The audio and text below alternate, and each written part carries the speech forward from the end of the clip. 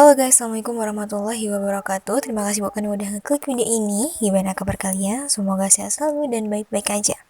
Dari thumbnailnya kalian pasti tahu apa yang akan kita bahas kali ini. Ya, Munir Said Thalib yang merupakan seorang aktivis hak asasi manusia atau HAM yang dibunuh di dalam pesawat pada tanggal 7 September 2004. Munir diracun di udara dalam perjalanannya dari Jakarta menuju Amsterdam. Meski sudah 20 tahun berlalu, tetapi kasus ini masih terus menyisakan tanda tanya, sebab alasan mengapa Munir dibunuh dan siapa dalam pembunuhan belum terungkap sampai sekarang. Munir sendiri merupakan salah satu aktivis pendiri Komisi untuk Orang Hilang dan Korban Tindak Kekerasan atau Kontras, lembaga swadaya masyarakat yang bergerak di bidang hak asasi manusia, khususnya penghilangan paksa dan pelanggaran hak asasi manusia. Untuk mengingat kembali kasus Munir, berikut kronologi panjang yang akan sama-sama kita bahas. Don't go anywhere, keep on watching.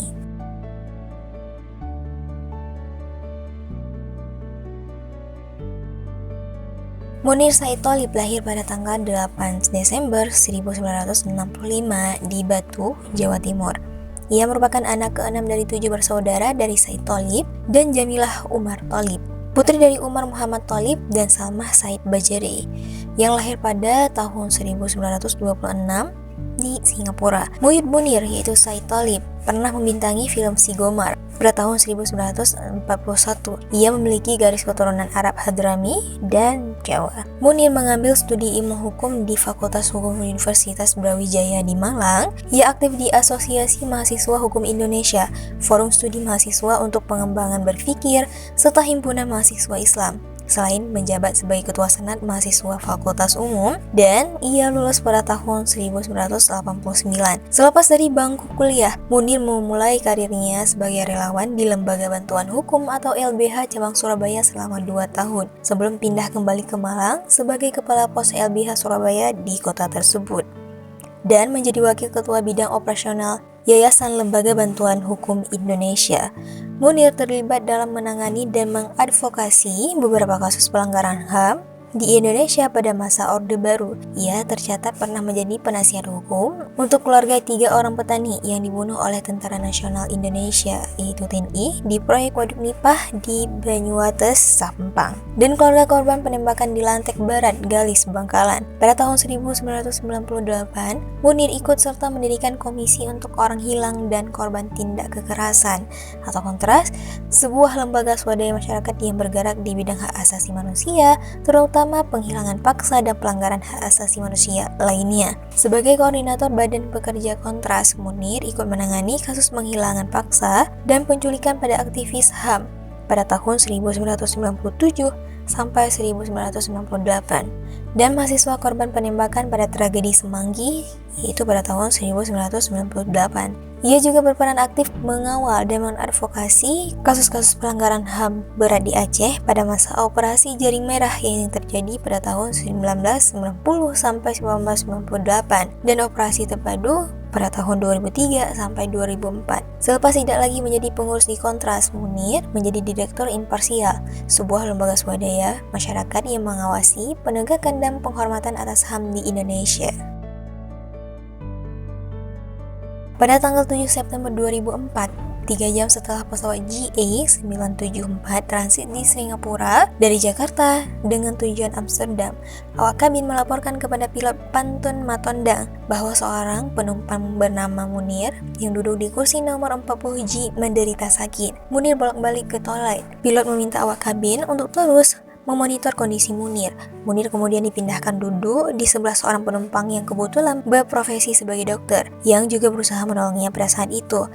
Penerbangan menuju Amsterdam memakan waktu 12 jam, namun 2 jam sebelum mendarat pada tanggal 7 September 2004, pukul 8.10 waktu Amsterdam, di Bandara Schiphol, Amsterdam, saat diperiksa Munir telah meninggal dunia. Pada tanggal 12 November 2004, diumumkan bahwa polisi Belanda, yaitu Institut Forensik Belanda, menemukan jejak-jejak senyawa arsenik setelah dilakukan otopsi. Hal ini juga dikonfirmasikan oleh polisi Indonesia. Hingga saat ini, belum diketahui siapa yang telah meracuni Munir. Kemudian jenazahnya dimakamkan di Taman Makam Umum Kota Batu. Ia meninggalkan seorang istri bernama Suciwati dan 2 orang anak, yaitu Sultan Alif Allende dan Diva.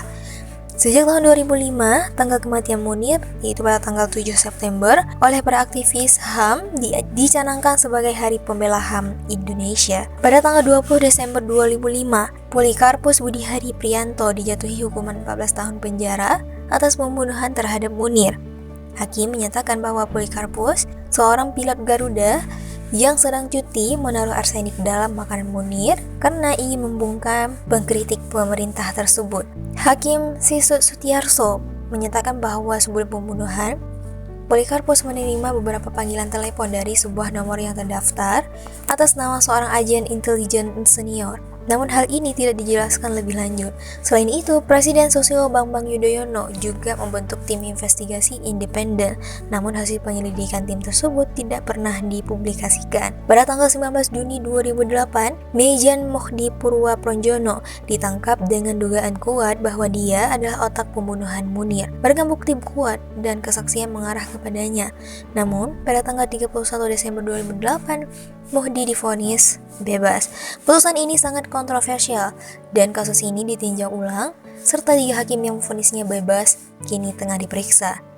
Pada September 2022, kasus pembunuhan berencana yang dilakukan terhadap Munir kembali ramai diperbincangkan di media sosial pasca munculnya sosok anonim yang bekerja sebagai peretas atau hacker yang bernama Djorka yang membongkar sejumlah data negara, termasuk di dalamnya data pribadi para pejabat negara mulai dari Menteri BUMN, Erick Thohir hingga Menteri Komunikasi dan Informatika Johnny G. Plate melalui akun Telegram. Tepat sebelum akun Twitter dan Telegramnya ditutup oleh pihak platform, Djorka menyampaikan kronologi atas dalang di balik pembunuhan Munir.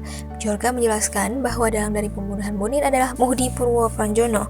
Mohdi memang sempat ditetapkan sebagai tersangka oleh pihak kepolisian pada tanggal 19 Juni 2008. Pada saat dirinya ditetapkan sebagai tersangka, ia juga dicurigai memiliki motif sakit hati terhadap Munir. Keberanian Munir untuk menyuarakan permasalahan keterlibatan tim Mawar dalam penculikan sejumlah aktivis berdampak pada Karim Mohdi yang kala itu menjabat sebagai Kopassus tim Mawar.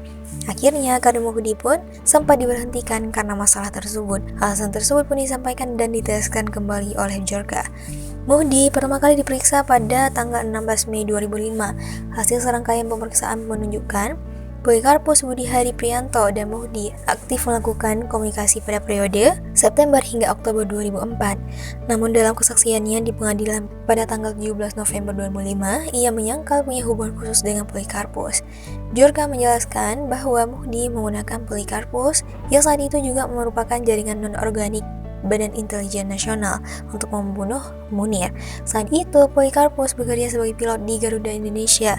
Pasalnya saat itu, mereka mengetahui bahwa Munir akan terbang ke Belanda menggunakan Garuda Indonesia. Selepas itu, Polikarpus mulai bergerak untuk ditetapkan sebagai keamanan penerbangan agar dirinya bisa masuk ke pesawat manapun, termasuk pesawat yang nantinya akan digunakan oleh Munir. Polikarpus pun membuat surat rekomendasi kepada PT Garuda Indonesia untuk menetapkannya sebagai pihak keamanan menggunakan komputer yang terletak di ruang staf di Deputi 5 BIN. Dalam proses pembuatan surat tersebut, Budi Santoso dari BIN pun mengetahuinya. Budi Santoso sendiri memang sempat hadir sebagai saksi dalam proses persidangan tersebut. Budi Santoso menjadi salah satu pihak yang akhirnya turut membongkar bahwa Polikarpus dan Mohdi saling mengenal. Pasca sebelumnya, keduanya menyangkal bahwa mereka saling mengenal. Polikarpus pun menyerahkan surat dari BIN yang telah ditandatangani berisikan informasi bahwa dirinya ditugaskan untuk membunuh Munir kepada Direktur Presiden PT Garuda Indonesia Indra Setiawan. Surat tersebut bernomorkan R451-7-2004. Pasca itu, Polikarpus pun ditempatkan di bagian keamanan. Kemudian, Polikarpus menelepon ke nomor Munir yang saat itu diangkat oleh Suciwati terkait dengan jadwal keberangkatan Munir. Polikarpus pun mendapatkan informasi bahwa Munir akan terbang pada tanggal 6 September 2004 merupakan Garuda Boeing 747-400 dengan nomor penerbangan GA 974. Polikarpus yang seharusnya menjadi pilot utama untuk penerbangan ke Peking, Cina pada tanggal 5-9 September tersebut pun akhirnya bergabung dengan penerbangan Munir.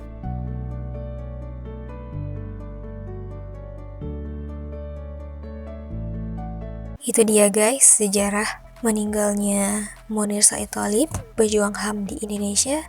Gimana menurut kalian? Kalau ada yang mau ditambahkan, silahkan komen di kolom komentar.